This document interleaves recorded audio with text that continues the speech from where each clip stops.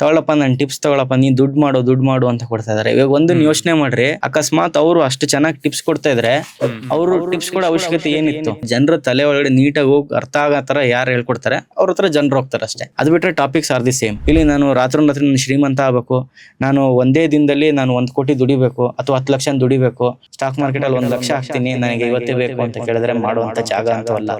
So ಇವಾಗ developing ಕಂಟ್ರಿಯಲ್ಲಿ ನಾವು ದುಡ್ಡು ಹಾಕೋದ್ರಿಂದ ನಾವು ದುಡ್ಡು ಮಾಡೋ ಸಾಧ್ಯತೆಗಳು ಜಾಸ್ತಿ ಇರುತ್ತೆ. ಸೊ ಈ ಟೆಕ್ನಿಕಲ್ ಅನಾಲಿಸಿಸ್ ಅಂತ ಅಂತಾರಲ್ಲ ಅಥವಾ ಫಂಡಮೆಂಟಲ್ ಅನಾಲಿಸಿಸ್ ಅಂತ, ಬೇರೆ ಬೇರೆ ಇನ್ಸ್ಟಿಟ್ಯೂಟ್ಗಳು ಬೇರೆ ಬೇರೆ ಫಾರ್ಮುಲಾಗಳನ್ನ ಈ ಒಂದು ವಿಷಯಗಳಲ್ಲೇ ತಗೊಂಡು ಜನಗಳಿಗೆ ಹೇಳ್ಕೊಡೋದ? ಹೌದು, ಇಟ್ ಈಸ್ ಸ್ಟಾಕ್ ಮಾರ್ಕೆಟ್ ಅಲ್ಲಿ ಫಂಡಮೆಂಟಲ್ ಅನಾಲಿಸಿಸ್, ಟೆಕ್ನಿಕಲ್ ಅನಾಲಿಸಿಸ್ ಎಲ್ಲ ಒಂದೇ. ಇಲ್ಲಿ ಏನಾಗುತ್ತೆ ಅಂತ ಕೇಳಿದ್ರೆ the way they explain to the clients. ಇವಾಗ ಯಾವ ಒಂದು ವೇ ಅಲ್ಲಿ ಅವ್ರು ಎಕ್ಸ್ಪ್ಲೇನ್ ಮಾಡ್ತಾರೆ, ಜನರ ತಲೆ ಒಳಗಡೆ ನೀಟಾಗಿ ಹೋಗಿ ಅರ್ಥ ಆಗೋ ತರ ಯಾರು ಹೇಳ್ಕೊಡ್ತಾರೆ ಅವ್ರ ಹತ್ರ ಜನರು ಹೋಗ್ತಾರೆ ಅಷ್ಟೇ. ಅದು ಬಿಟ್ರೆ topics are the same. And ಒಂದ್ಸಲಿ ಇವಾಗ ನಿಮ್ಮ ಹತ್ರ ಕಲ್ತ್ಕೊಂಡೆ ನಾನೇ ಅನ್ಕೊಳ್ಳಿ, ಬರ್ತೀನಿ 6 ತಿಂಗಳು ಕಲ್ತ್ಕೊಂಡೆ, ಅಲ್ಲಿ ಸೆಲ್ಫ್ ಸಫಿಶಿಯಂಟ್, ನನ್ನ ಪಾಡಿಗೆ ನಾನು ಟ್ರೇಡ್ ಮಾಡ್ಕೊಂಡು ಹೋಗ್ಬೋದಲ್ವಾ? ಮತ್ತೆ ಇನ್ನೇನಾದ್ರೂ ಕಲಿಯುವಂತದ್ದು ಇರುತ್ತಾ ಒಂದ್ಸಲಿ ಕಲ್ತಾದ್ಮೇಲೆ, ಅಥವಾ ಇಯರ್ ಆನ್ ಇಯರ್ ನನ್ನ ಎಕ್ಸ್ಪೀರಿಯನ್ಸ್ ಇನ್ನು ಬೆಟರ್ ಮಾಡ್ಕೋಬೇಕು ಅಥವಾ ಆ ತರದ್ ಏನಾದ್ರು ಸ್ಟಾಕ್ ಮಾರ್ಕೆಟ್ ಇರುತ್ತೆ? ಇವಾಗ ಏನಾಗುತ್ತೆ ಅಂದ್ರೆ ವಿತ್ ಟೈಮ್ ಸ್ಟಾಕ್ ಮಾರ್ಕೆಟ್ ಕೂಡ ಚೇಂಜ್ ಆಗ್ತಾ ಇರುತ್ತೆ. ಆ ಚೇಂಜಸ್ ನ ನಾವು ಚೇಂಜ್ ಮಾಡ್ತಾನೆ ಇರ್ತೀವಿ. ಇವಾಗ ಟಾಪಿಕ್ಸ್ ಗಳನ್ನ ನಾವು ಚೇಂಜ್ ಮಾಡ್ತಾ ಇರ್ಬೋದು. ಮಾರ್ಕೆಟ್ ಈ ಒಂದು ಮೂಮೆಂಟ್ ಅಲ್ಲಿ ಈ ತರ ಒಂದು ಬಿಹೇವಿಯರ್ ಇರ್ಬೋದು, ನೆಕ್ಸ್ಟ್ ಟೈಮ್ ಬೇರೆ ತರ ಇರ್ಬೋದು. ಸೊ ಇದನ್ನೆಲ್ಲ ನಾವು ಫ್ಲಕ್ಚುಯೇಷನ್ ನಾವು ಚೇಂಜ್ ಆಗ್ತಾ ಇದ್ರೆ ಮಾತ್ರ ಮಾರ್ಕೆಟ್ ಅಲ್ಲಿ ಸಸ್ಟೈನ್ ಆಗಕ್ಕಾಗತ್ತೆ. ಈ ಸಸ್ಟೈನ್ ಆಗೋದಕ್ಕೆ ಬೇಕಾಗಿರೋ ಎಲ್ಲ ನಾಲೆಡ್ಜ್ ಗಳನ್ನ ನಾವು ಕೊಡ್ತಾ ಇರ್ತೀವಿ. ಅಂಡ್ ಒಂದು ಪ್ಲಸ್ ಪಾಯಿಂಟ್ ನೀವು ಹೇಳಿದ್ದು, ಸೊ ನಾವೇನ್ ಮಾಡ್ತೀವಿ ಅಂದ್ರೆ, once our student is enrolled to Traders Gurukul Centre, ಅವ್ರು ನಾವು ಎಷ್ಟೇ ಪೋರ್ಷನ್ಸ್ ನ ಚೇಂಜ್ ಮಾಡಿದ್ರು we are ready to give them an education for free. ಅಂದ್ರೆ ಒಂದ್ಸಲಿ ಅವ್ರು ಎನ್ರೋಲ್ ಆದ್ರು ಅಂತಂದ್ರೆ ಈಗ ಪ್ರತಿ ವರ್ಷ ಮತ್ತೆ ನಾನು ಕೇಳಕ್ ಬರ್ಬೇಕು ಅಂತ ಏನ್ ಮತ್ತೆ ಎನ್ರೋಲ್ ಮಾಡಂಗಿಲ್ಲ? ಇಲ್ಲ.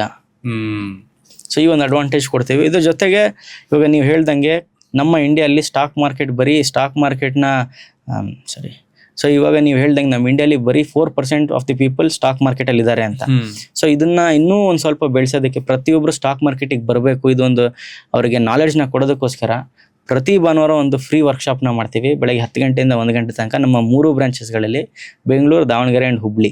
ಸೊ ಇಲ್ಲಿ ಏನಾಗುತ್ತೆ, ಪ್ರತಿ ವಾರನೂ ಜನರು ಬಂದಾಗ ಅವರಿಗೆ ಸ್ಟಾಕ್ ಮಾರ್ಕೆಟ್ ನ ಎಕ್ಸ್ಪೀರಿಯನ್ಸ್, ಸ್ಟಾಕ್ ಮಾರ್ಕೆಟ್ ನ ಅವ್ರು ಹೆಂಗ್ ಮಾಡ್ಬೇಕು ಅಂತ. ಇಲ್ಲಿ ಮೇಜರ್ ಏನಾಗ್ತದೆ ಗೊತ್ತಾ, ನನಗೆ ಗೊತ್ತಿರೋ ಪ್ರಕಾರ ಜನರಿಗೆ ಭಯ ಇದೆ, ನಾನು ಎಲ್ಲಿ ದುಡ್ಡು ಕಳ್ಕೊಂಡ್ಬಿಡ್ತೀನಿ ಅಂತ. ಅವರಿಗೆ ಮೇಜರ್ ಸ್ಟಾಕ್ ಮಾರ್ಕೆಟ್ ಹೆಂಗ್ ವರ್ಕ್ ಆಗುತ್ತೆ ಅಂತ ಹೇಳ್ಕೊಟ್ಟಾಗ they are ready to invest, they are ready to take the minute risk. ಯಾಕಂದ್ರೆ ಪ್ರತಿಯೊಂದು ಫೀಲ್ಡ್ ಅಲ್ಲೂ ರಿಸ್ಕ್ ಇರುತ್ತೆ ಅಂತ ಅವ್ರಿಗೂ ಕೂಡ ಗೊತ್ತು. ಅವ್ರ ಆ ರಿಸ್ಕ್ ನ ತಗೊಳೋದಕ್ಕೆ ಅವ್ರ ಕೆಪಬಿಲಿಟಿ ಇದೆ, ಆದ್ರೆ ಅದೇ ತರ ರಿವಾರ್ಡ್ ಬರುತ್ತೆ ಅನ್ನೋ ಒಂದು ತೋರಿಸ್ಬೇಕು ದಾರಿನ. ಓಕೆ, ಈಗ ಒಂದು 6 ತಿಂಗಳು ನೀವು ಹೇಳ್ಕೊಡ್ತೀರಾ, ನಾನು ಕಲಿತೀನಿ, ಬಹುಶಃ ನನಗೆ ಥಿಯರಿಟಿಕಲ್ ನಾಲೆಡ್ಜ್ ಬಂತು, ಓಕೆ ಇದನ್ನ ಹೆಂಗ್ ಪ್ಲೇ ಮಾಡ್ಬೇಕು, ಇದ್ರ ಗೇಮ್ ಹೆಂಗ್ ಆಡೋದು, ಏನ್ ಕತೆ ಅಂತ. ಬಟ್ ಥಿಯರಿಟಿಕಲ್ ನಾಲೆಡ್ಜ್ ಸಾಕಾ? ಇಲ್ಲಾಂದ್ರೆ ಪ್ರಾಕ್ಟಿಕಲ್ ನಾಲೆಡ್ಜ್ಗೂ ನೀವು ಹೇಳ್ಕೊಡ್ಬೇಕಾದ್ರೆ ಒಂದಷ್ಟು ಕರೆಕ್ಷನ್ಸ್ ಮಾಡಿಸ್ತೀರಾ ಅಥವಾ ನನ್ನ ಕೈಲಿ ಎಡ್ವರ್ಟ್ ಮಾಡಕ್ಕೂ ಬಿಡ್ತೀರಾ? ಅಂಡ್ ನಾನು ಎಕ್ಸ್ಪೀರಿಯನ್ಸ್ ಮಾಡ್ಬೇಕಾದ್ರೆ ಆ 6 ತಿಂಗಳು ನಾನು ಥಿಯರಿಟಿಕಲ್ ಜೊತೆಗೆ ಲೈವ್ ಎಕ್ಸ್ಪೀರಿಯನ್ಸ್ ಮಾಡ್ತೀನಾ? ಖಂಡಿತವಾಗ್ಲೂ ಈ ಥಿಯರಿಟಿಕಲ್ ಜೊತೆಗೆ ಪ್ರಾಕ್ಟಿಕಲ್ ನಾಲೆಡ್ಜ್ ಕೂಡ ಇಟ್ ಇಸ್ ದಿ ಮೇಜರ್ ಒಂದು ದಾರಿ ಅಂತಾನೆ ಹೇಳ್ಬೋದು. ಆ practical knowledge is the major part for stock market. ಈಗ ಏನಾಗುತ್ತೆ, ನಾನು ಎಷ್ಟೇ ಹೇಳ್ಕೊಡ್ಬೋದು, ಅವ್ರು ಎಷ್ಟೇ ತಪ್ಪು ಮಾಡ್ಬೋದು, ನಾವು ಒಂದು ದಾರಿ ಹೇಳ್ಕೊಟ್ಟಿರ್ತೀವಿ, ಅದು ಬಿಟ್ಟು ಜನರು ಒಂದಾದ್ರೂ ಸತಿ ನಮ್ಮ ಅಗೇನ್ಸ್ಟ್ ಹೋಗ್ತಾರೆ.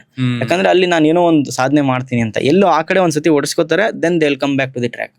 ನಾವು ಅವ್ರು ಇದೇ ಟ್ರ್ಯಾಕ್ ಅಲ್ಲಿ ಹೋಗ್ಬೇಕು ಅಂತ ನಾವು ಹೇಳಕ್ ಆಗೋದಿಲ್ಲ. ಒಂದ್ಸತಿ ಅವರ ಎಕ್ಸ್ಪೋಜರ್ ನ ತಗೊಂಡು ಅವ್ರು ಹೋದಾಗ, ಓ ಇಲ್ಲಿ ನನ್ಗೆ ಈ ತರ ಹಿಂಗ್ ಲಾಸ್ ಆಗ್ತಾ ಇದೆ ಅಂತ ಅರ್ಥ ಮಾಡ್ಕೊಂಡಾಗ they will come back to the track.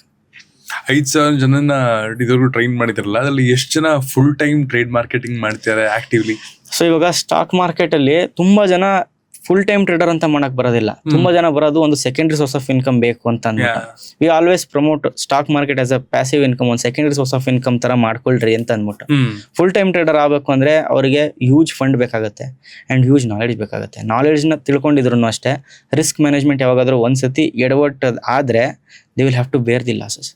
So ಅದಕ್ಕೆ ಏನ್ ಮಾಡ್ತೀವಿ, ಸ್ಲೋ ಆಗಿ ನೀವು ಪ್ಯಾಸಿವ್ ಇನ್ಕಮ್ ನ ಮಾಡ್ಕೊಳ್ಳಿ ಸಾಕು ಅಂತ ಅಂದ್ಬಿಟ್ಟು. ಒಬ್ಬ ಪ್ರೊಫೆಷನಲ್ ಟ್ರೇಡರ್, ಒಬ್ಬ ಫುಲ್ ಟೈಮ್ ಟ್ರೇಡರ್ ಆಗಬೇಕು ಅಂದ್ರೆ ಮಿನಿಮಮ್ ಅಂದ್ರೆ 20 lakh ಇಂದ 50 lakh ಕ್ಯಾಪಿಟಲ್ ಮಿನಿಮಮ್ ಇರಬೇಕು. ದಟ್ ಈಸ್ ವೆನ್ ಅವ್ರಿಗೆ ಒಂದು ಲೈಫ್ ಸೆಕ್ಯೂರ್ ಮಾಡಕ್ಕಾಗತ್ತೆ. 1 ಲಕ್ಷ ಸ್ಯಾಲ್ರಿ ಬರಬೇಕು ಅಂದ್ರೆ 2 to 3% ತಗೊಂಡ್ರು ಅವ್ರ ಹತ್ರ 50 ಲಕ್ಷ ಇದ್ರೆ ಅವ್ರು 2% ದುಡಿದ್ರೆ 1 ಲಕ್ಷ ಆಗುತ್ತೆ. ಅಂದ್ರೆ 50 ಲಕ್ಷ ಫಂಡ್ ಬೇಕಾಗತ್ತೆ. ಸೊ ನಿಮ್ ಪ್ರಕಾರ ಎಷ್ಟು ಜನ 50 ಲಕ್ಷ ಫಂಡ್ ನ ಅರೇಂಜ್ ಮಾಡಕ್ಕಾಗತ್ತೆ? So that is a huge number of students. ತುಂಬಾ ಜನ ನಾವು second source of income push ಮಾಡ್ತೀವಿ ಹೊರತು ಫುಲ್ ಟೈಮ್ ಟ್ರೇಡರ್ ಮಾಡೋದಕ್ಕೆ it is very difficult task. ಅವ್ರಿಗೆ ಮೈಂಡ್ ಸೆಟ್ ಬರೋದಿಲ್ಲ. ಅಂಡ್ ತುಂಬಾ ಇನ್ಸ್ಟಿಟ್ಯೂಟ್ಗಳ ವಿಷಯಕ್ಕೆ ಅಂತ ಬಂದಾಗ ಜನರಲಿ ನನ್ನ ಫ್ರೆಂಡ್ಸ್ ಹೇಳಿರೋದು ಅಥವಾ ಬೇರೆ ಕಡೆ ಕೇಳಿದಾಗೆಲ್ಲ ಇದೆಲ್ಲ ಸ್ಕ್ಯಾಮು, ಲೋಗಿದ್ದೆ ಸುಮ್ಮನೆ ದುಡ್ಡು ಇಸ್ಕೊಂಡ್ರು ನಂಗೇನು ಹೇಳ್ಕೊಡ್ಲಿಲ್ಲ ಅಥವಾ ನಂಗೇನು ಅಷ್ಟು ನಾಲೆಡ್ಜು ಇಲ್ಲ ಈಗ. ಅಂಡ್ ಅವ್ರಿಗೆ ತುಂಬಾ ಗೊತ್ತಿಲ್ಲ, ಅವ್ರು ಸುಮ್ಮನೆ ದುಡ್ಡು ಮಾಡ್ತಾರೆ, ಗೊತ್ತಿದ್ರೆ ಅವರೇ ದುಡ್ಡು ಮಾಡಿರೋರು ಇನ್ಸ್ಟಿಟ್ಯೂಟ್ ಮಾಡ್ಕೊಂಡು ಯಾಕೆ ಮಾಡ್ತಾರೆ ಅಂತೆಲ್ಲ ಹೇಳ್ತಾ ಇರ್ತಾರೆ. ನೀವು ಹೇಳಿ 3 ಕಾಮನ್ ಅಡ್ವರ್ಟೈಸ್ಮೆಂಟ್ಸ್ ಜನಗಳನ್ನ ದಾರಿ ತಪ್ಪಿಸ್ತಿದೆ, ಇದು ನೀವು ಸ್ಟಾಕ್ ಮಾರ್ಕೆಟ್ ಈ ತರ ಕಲಿಬೇಕು ಅಂತ ಹೇಳಿ ಒಂದು 3 ಕಾಮನ್ ಅಡ್ವರ್ಟೈಸ್ಮೆಂಟ್ಸ್ ನೀವು ನೋಡಿ ಏನ್ ಹಿಂಗ್ ಹಾಕಿದಾರಲ್ಲ ಅಂತ ಅನ್ಸಿರೋದು ಯಾವ್ದು? ಒಂದು, ಜಾಸ್ತಿ ಇಂಟ್ರಾಡೇ ಟ್ರೇಡಿಂಗ್ ನ ಪುಷ್ ಮಾಡೋದು. ನೆಕ್ಸ್ಟ್, ಜನರಿಗೆ ರಾಂಗ್ ದಾರಿ. ಇವಾಗ ಏನಾಗುತ್ತೆ, ಅವ್ರ ಕಲಿಕೆ ಬಿಟ್ಬಿಟ್ಟು ತಗೊಳಪ್ಪ ನನ್ನ ಟಿಪ್ಸ್ ತಗೊಳಪ್ಪ, ನೀನ್ ದುಡ್ಡು ಮಾಡು ಅಂತ ಕೊಡ್ತಾ ಇದಾರೆ. ಇವಾಗ ಒಂದನ್ನ ಯೋಚನೆ ಮಾಡ್ರಿ, ಅಕಸ್ಮಾತ್ ಅವರು ಅಷ್ಟು ಚೆನ್ನಾಗಿ ಟಿಪ್ಸ್ ಕೊಡ್ತಾ ಇದ್ರೆ ಅವರು ಟಿಪ್ಸ್ ಕೊಡೋ ಅವಶ್ಯಕತೆ ಏನಿತ್ತು? ಕರೆಕ್ಟ್. ಇವಾಗ ಟಿಪ್ಸ್ ಕೊಡೋದ್ರಲ್ಲಿ ಮೇಜರ್ ಏನಾಗುತ್ತೆ ಅಂತ ಕೇಳಿದ್ರೆ, 100 ಜನ ಇದ್ರೆ 50 ಜನಕ್ಕೆ ಮಾರ್ಕೆಟ್ ಮೇಡೆ ಹೋಗುತ್ತೆ ಅಂತ ಕೊಡ್ಸಿರ್ತಾರೆ, 50 ಜನಕ್ಕೆ ಮಾರ್ಕೆಟ್ ಕೆಳಗಡೆ ಬೀಳುತ್ತೆ ಅಂತ ಟ್ರೇಡ್ ತಗೊಂಡಿರ್ತಾರೆ. ಇಬ್ರಲ್ಲಿ ಯಾರಾದ್ರೂ ಒಬ್ಬರಾದ್ರೂ ಗೆಲ್ಲೇಬೇಕಾ? ಗೆದ್ದವನ ಹತ್ರ ದುಡ್ಡು ಇಸ್ಕೋತಾರೆ, ಸೋತವನ ಹತ್ರ ಇನ್ನೊಂದ್ಸತಿ ದುಡ್ಡು ಹಾಕಪ್ಪ, ನಿನಗೆ ಪ್ರಾಫಿಟ್ ಮಾಡಿಸ್ಕೊಡ್ತೀನಿ ಅಂತಾನೆ. So this is the whole game. ಜನರನ್ನ ಒಂದು ರಾಂಗ್ ದಾರಿ ಕರ್ಕೊಂಡು ಹೋಗ್ತಾ ಇದಾರೆ. Stock market is a business oriented people. Stock market is only for people who are business oriented. ಇವಾಗ ಏನಾಗುತ್ತೆ, ನೀವು ಸ್ಟಾಕ್ ಮಾರ್ಕೆಟ್ನ ಒಂದು ಬಿಸ್ನೆಸ್ ಆಗಿ ನೋಡಿದ್ರೆ ಮಾತ್ರ you can come to stock market.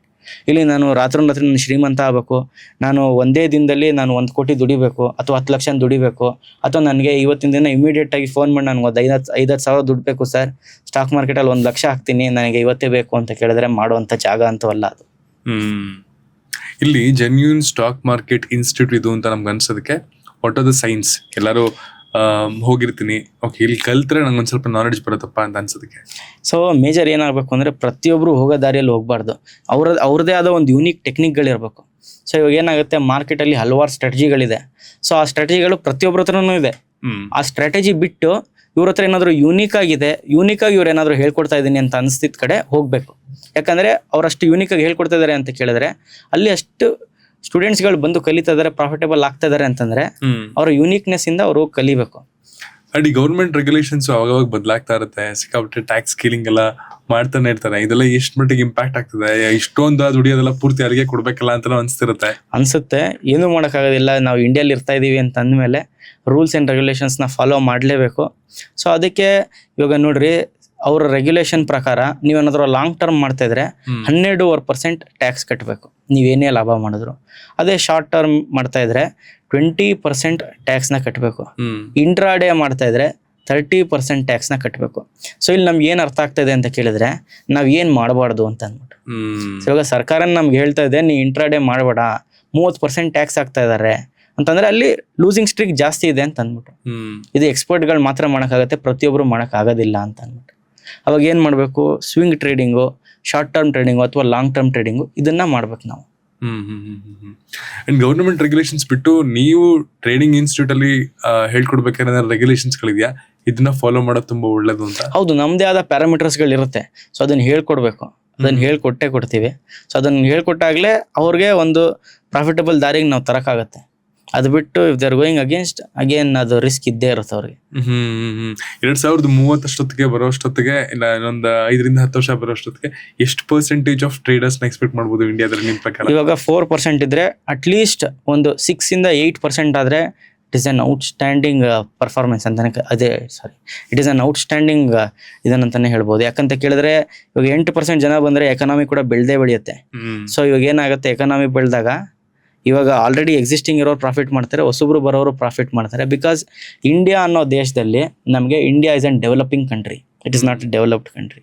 So ಈ ಒಂದು ನಮ್ಗೆ ಅಡ್ವಾಂಟೇಜ್ ಸಿಗುತ್ತೆ. ಸೊ ಇವಾಗ ಡೆವಲಪಿಂಗ್ ಕಂಟ್ರಿಯಲ್ಲಿ ನಾವು ದುಡ್ಡು ಹಾಕೋದ್ರಿಂದ ನಾವು ದುಡ್ಡು ಮಾಡೋ ಸಾಧ್ಯತೆಗಳು ಜಾಸ್ತಿ ಇರುತ್ತೆ.